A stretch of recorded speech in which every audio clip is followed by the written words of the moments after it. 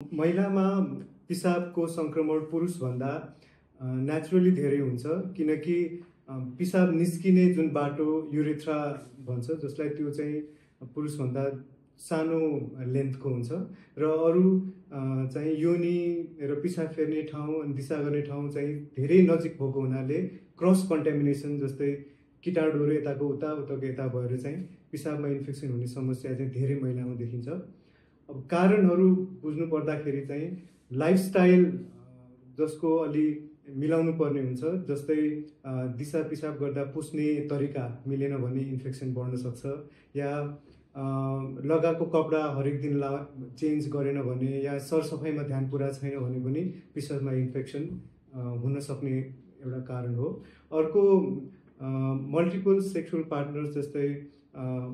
Life quality of sexual life चाहिँ राम्रो छैन भने त्यसले पनि पिसाबमा इन्फेक्सन हुने हुन्छ। अर्को वजन एकदम धेरै छ, राम्रो अत्याधिक र राम्रो एडिक्वेटली चाहिने जति पानी खानु भएको छैन भने पनि पिसाबमा इन्फेक्सन हुनसक्छ। अर्को पिसाब आउने बाटोमै केही समस्या छ, जस्तै डाइभर्टिकुलम या चाहिँ आङ खसेर पिसाबको थैली पनि तल झरिरहेछ भने पिसाब पूरी रूपमा पिसाब बाहिर निस्किन पाउँदैन, त्यसले गर्दा पिसाब त्यही भित्रै जम्मा भइरहने भएको हुनाले पनि पिसाबमा इन्फेक्सन हुने सम्भावना धेरै हुन्छ।